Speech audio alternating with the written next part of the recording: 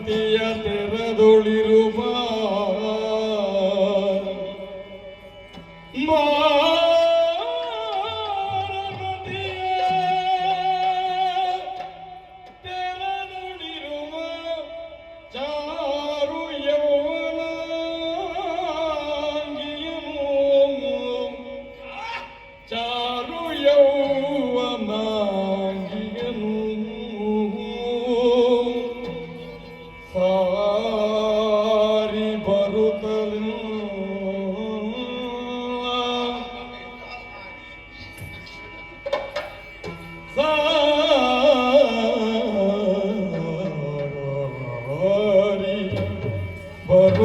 ಬರುತ್ತಾಯ ಎನ್ನ ಮನವ ಸೂರೆಗೈದವಳು ಎಲ್ಲ ಮನವ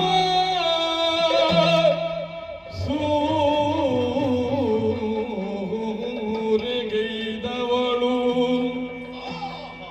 ಯಾರಿವಳು ಯಾರು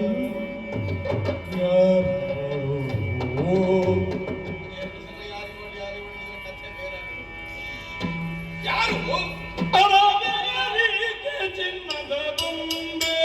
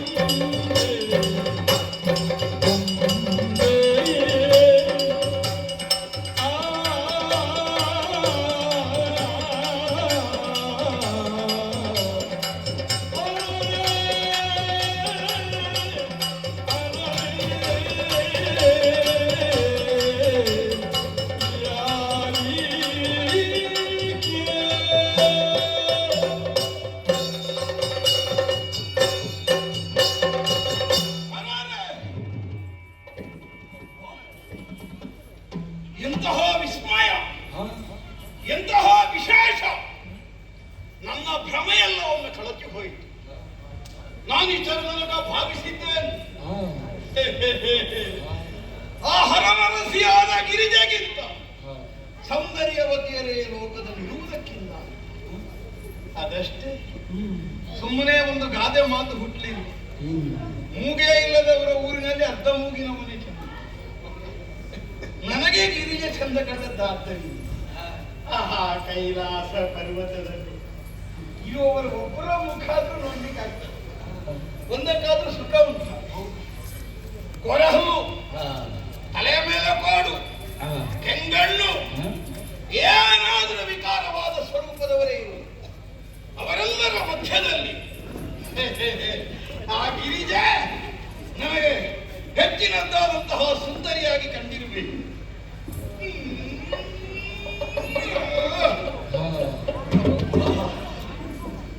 ಏನಿದು, ಎಲ್ಲಿ ನೋಡುದು ಅಂತ ಗೊತ್ತಾಗುದಿಲ್ಲ. ಅವಳಲ್ಲ, ನನಗೆ ಅವಳ ಶರೀರದಲ್ಲಿ ಎಲ್ಲಿ ನೋಡುದು ಅಂತ ಗೊತ್ತಾಗುದಿಲ್ಲ. ಚಿನ್ನದ ಗೊಂಬೆ, ಅನುಮಾನವೇ ಇಲ್ಲ. ಎಲ್ಲಾದ್ರೂ ದೇವಲೋಕದ ಅಪ್ಸರಾಗಣದಲ್ಲಿ ರಂಬೆ ಎಂತ, ಇದು ಯಾವ ಕಾಲದಿಂದ ಅವಳೇ ರಂಬೆ ರಂಬೆ ರಂಬೆ ರಂಬೆ. ಇದನ್ನು ಇದು ಯಾರೋ ಒಂದು ಹೊಸದಾದಂತಹ ಕಣ್ಮನಗಳನ್ನು ಸೆಳೆಯಬಹುದಾದ ಸಾಮರ್ಥ್ಯವನ್ನು ಹೊಂದಿದ ಹೆಣ್ಣು ಅನ್ನುವುದು ನಿರ್ಣಯ.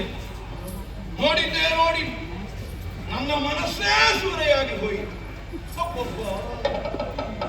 ನನಗೊಂದು ನನ್ನ ಮೇಲೆ ಇನ್ನು ಏನು ಹಾಗೆ ಯಾರನ್ನೂ ಕರಲಿಕ್ಕಿಲ್ಲ. ನನ್ನ ಎದೆಯ ಮೇಲೆ ಪ್ರಯೋಗ ಮಾಡಿ ಆಯಿತು. ಈಕೆಯನ್ನು ನೋಡಿದ್ದೇ ನೋಡಿ ಎಲ್ಲೋ ಸಂದಿನಲ್ಲಿ ಕಾದಿದ್ದ ಈ ಸಂದರ್ಭವನ್ನು ಸರಿಯಾಗಿ ವಿನಿಯೋಗಿಸಿ ನನ್ನ ಎದೆಯ ಮೇಲೆ ಅವನ ಶರಗಳನ್ನು ಪ್ರಯೋಗಿಸಬೇಕು.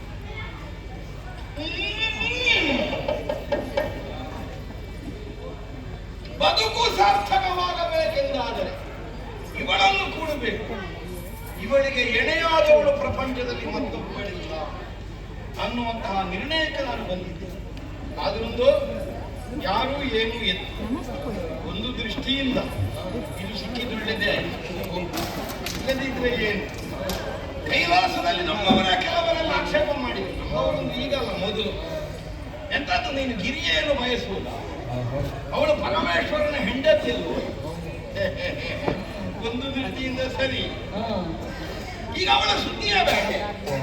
ಆಗ ಈಶ್ವರನ ವಿರೋಧವೂ ಇಲ್ಲ, ನಮಗೆ ಅನುಭವಿಸುವುದಕ್ಕೆ ಕೊರತೆಯೂ ಬಾರ. ಈ ನಿರ್ಣಯದಿಂದ ಇವಳನ್ನೇ ಹೊಂದುವುದು ಒಳ್ಳೆಯದು.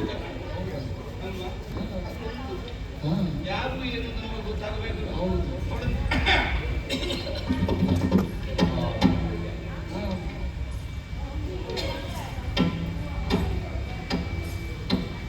ನಿರ್ಜನವಾದ ಪ್ರದೇಶದಲ್ಲಿ ಒಬ್ಬಟ್ಟಿಯಾಗಿ ಹೆಣ್ಣೊಬ್ಬಳಿದ್ದಾಳೆ.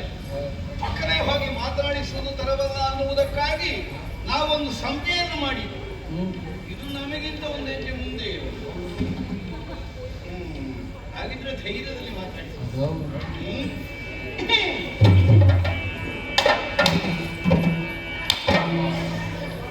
ಎಂತ ಸೊಳ್ಳೆ ಉಂಟ? ಎಲ್ಲಿಂದ ಶಬ್ದ ಬಂದ ಗೊತ್ತಾದ್ರೆ ಮೇಲೆ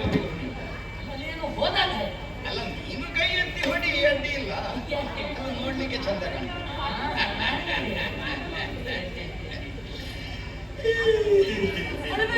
ಇಲ್ಲ ಇಲ್ಲ, ಅಳುವುದು ಯಾಕೆ? ನೀನು ಸಿಕ್ಕಿದ ಮೇಲೆ ಇನ್ನು ಅಳುವುದು ಯಾಕೆ? ಅಲ್ಲ, ನೀನು ಸಿಕ್ಕಿದ ಮೇಲೆ ಅಳು ಯಾಕೆ ಅನ್ನಬಹುದು. ಹೇಗೂ ಅಳಲಿಲ್ಲ. ನಾವು ಇನ್ನೊಬ್ಬರನ್ನು ಅಳಿಸದೆ ಹೊರತು ನಾವು ಅಳುವ. ಓ ಸುಂದರಿ, ಯಾರು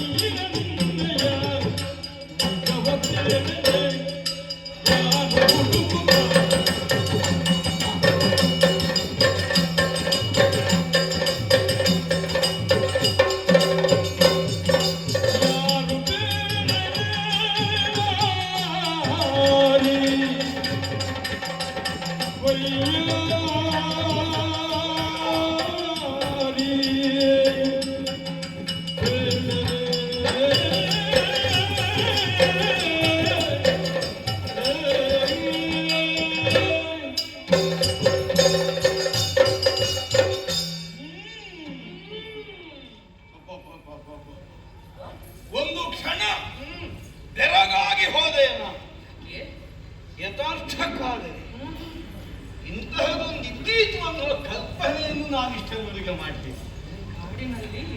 ನಾಡಿನಲ್ಲಿ ಅಲ್ಲ, ನಾಡಿನಲ್ಲಿ ಎಲ್ಲಿಯೂ ನಿನ್ನನ್ನು ನೋಡುವಾಗ ನನಗೆ ಮೊದಲಿಗೆ ಅನುಮಾನವೇ ಬಂತು.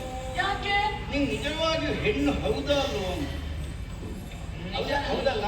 ನಿಮಗೆ ನಿಜವಾಗಿ ಅನಿಸಿತ ಹಾಗೆ? ಅಲ್ಲ, ಹಾಗೊಮ್ಮೆ ಅನ್ನಿಸಿತು. ಯಾಕಂದ್ರೆ ಹೆಣ್ಣುಗಳಲ್ಲಿ ಇಷ್ಟೊಂದು ಸೌಂದರ್ಯ, ಯಾವ ಕೊರತೆಯೂ ಇಲ್ಲದೆ ಇರುವಂತಹ ಒಂದು ರೂಪ ಇರುವುದಕ್ಕೆ ಸಾಧ್ಯವೇ? ಹಾಗೆ ನನ್ನ ಜೀವನಾನುಭವದಿಂದ ಸಿದ್ಧವಾದದ್ದು. ಹೆಣ್ಣುಗಳನ್ನೇ ಕಾಣದೇ ಇದ್ದವಲ್ಲ, ನೋಡಿದ್ದೇನೆ. ಆದ್ರೆ ನಿನ್ನಷ್ಟು ಕೃನ್ಮನಗಳನ್ನು ಆಕರ್ಷಿಸಬಹುದಾದ ಒಂದು ಸೌಂದರ್ಯವುಳ್ಳ ಹೆಣ್ಣನ್ನು ನಿನ್ನಾಣೆಯಾಗಿ. ಅಯ್ಯೋ, ನನ್ನಾಣೆ ಹಾಕಬೇಡಿ. ನನಗೆ ನಷ್ಟ ಇಲ್ಲಲ್ಲ. ನನಗೆ ನಷ್ಟ ಆಗ್ತದಲ್ಲ. ಅಲ್ಲ, ಹಾಗಲ್ಲ, ನಿನ್ನಾಣೆಯಾಗಿ ನಾನಿಷ್ಟದವರೆಗೆ ನೋಡ್ತೇನೆ. ಓ ಅಲ್ಲ, ಹೆಣ್ಣುಗಳನ್ನು ನೋಡಿದ್ದೆ. ಇನ್ನಂತಹ ಸೌಂದರ್ಯ ಏನದು?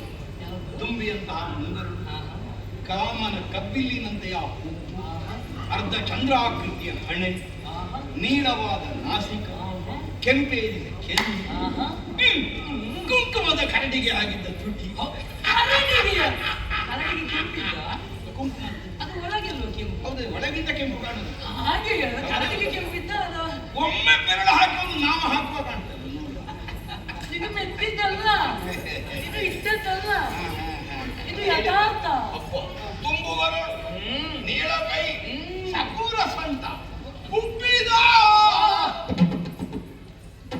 ಎಂತದ್ದು? ಉಪ್ಪಲಿಲ್ಲ. ಎಂತದ್ದು? ಪ್ರಶ್ನೆ ಕೇಳಿದ್ದಲ್ಲ, ಉಬ್ಬಿದ ಅಂತ. ಎಂತದ್ದು? ರೊಟ್ಟಿ ಅಲ್ಲ? ಗೊತ್ತಿಲ್ಲ ನನಗೆ. ಅದು ಕೇಳಿದ್ದಲ್ಲ. ಕಂಠದಿಂದ ಸ್ವಲ್ಪ ಕೆಳಗೆ, ಸೊಂಟದಿಂದ ಸ್ವಲ್ಪ ಮೇಲೆ, ಇನ್ನು ಸ್ವಲ್ಪ ಮೇಲೆ, ಸ್ವಲ್ಪ ಮೇಲೆ, ಇನ್ನು ಸ್ವಲ್ಪ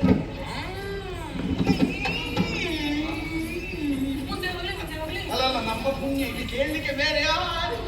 ನನಗೆ ಆಗುವುದಿಲ್ಲ. ನಾವಿಬ್ಬರೇ ಇದು. ತಾವರೆಯ ಮುಗ್ಗಿನಂತೆ ಚೂಪಾದ ನಿನ್ನ ವಕ್ಷೋಜ. ಮುಂದೆ ಹೋಗ್ಲಿ. ಒಮ್ಮೆ ಅದರ ಮೊನೆಯನ್ನು ಮೊಂಡು ಮಾಡಬೇಕು. ಕಪ್ಪಗಾಲು. ಯಾರದು? ನನಗೆ ಆನೆ ಕಾಲಿಲ್ಲ. ಪಾದದಪ್ಪ ಆದ್ರೆ ಆನೆ ಕಾಲು. ಪಾದದ ಇದು ತೊಡೆ ಸುಪುಷ್ಟವಾದಂತಹ ಹಾಗೆ. ಪಾದ ಅಂದ್ರೆ ಅಬ್ಬ ಏನದು? ಹದವಾಗಿ ಎತ್ತರ ಬಂದ ಪಾದ, ಹದವಾಗಿ ಹೀಗೆ ಎತ್ತರ ಬಂದದ್ದು ಹೀಗೆ. ಪ್ರಕೃತಿಯ ಹಾಗೆ ಎತ್ತರ ಬಂದದ್ದು ಹೇಳಿದ್ರೆ ಉಬ್ಬಿದ್ದಲ್ಲ. ಹೌದು, ಅದು ಕಾಲಿನಲ್ಲಿ ನೀರು ಬಂದವು. ಹೌದು, ಅದಕ್ಕೆ ಅದಕ್ಕೆ ಮತ್ತೆ ವೈದ್ಯರಲ್ಲಿಗೆ ಹೋಗ್ಬೇಕು. ಅದು ಆಗ್ಲಿಲ್ಲ, ನನಗಷ್ಟು ಪ್ರಾಯ ಆಗ್ಲಿಲ್ಲ. ಬಿಳಿಯಾಮೆಯಂತಹ ಪಾದ. ಬಿಳಿ ಆನೆದು ಪಾದ ಉಂಟ? ಬಿಳಿ ಆಮೆ, ಆಮೆಯ? ಬಿಳಿ ಆಮೆಯಂತಹ ಪಾದ. ಅಂತಹ ಆಮೆಗಿರುವ ಪಾದ ಅಲ್ಲ, ಆಮೆಯಂತಹ ಪಾದ, ಆಮೆಯಂತೆ ಕಾಣುವ ಪಾದ. ಅದು ಬೇಕಾದಾಗ ಹೇಳ್ಕೊಳ್ತದೆ. ಅದು ಅದರ ಕೈ ಕಾಲು.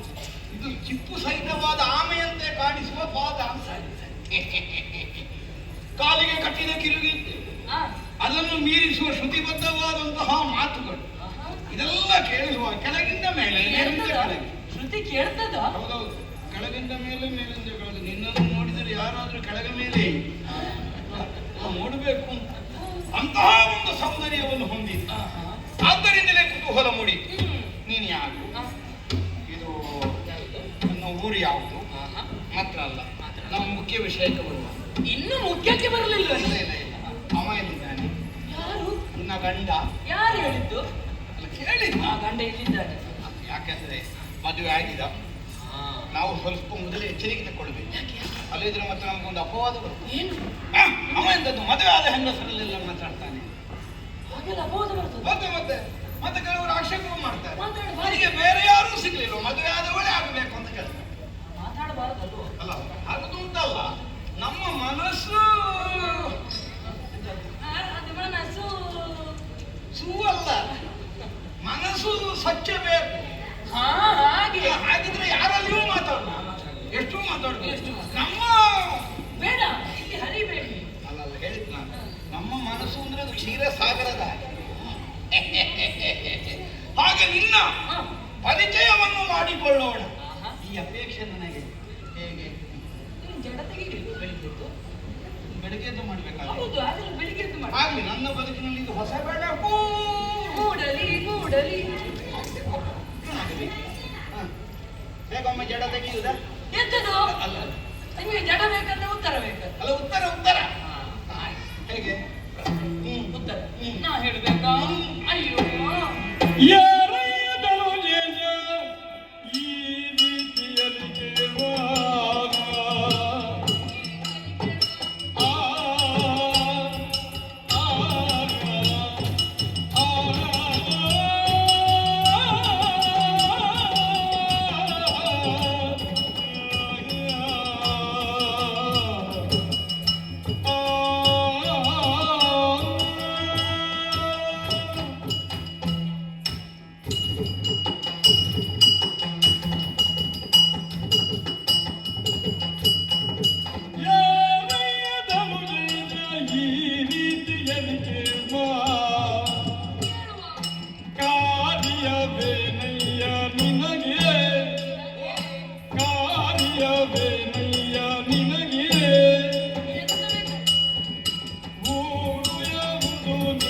ಬೆದರೇನು ಕೇಳು, ಊರು ಯಾವುದು ನಿನ್ನ ಬೆದರೇನು ಕೇಳು, ವಿಚಾರವ ಅರುಗೈಯ ಮುದದಿ, ವಿಚಾರವ ಅರುಗೈಯ ಮುದದಿ.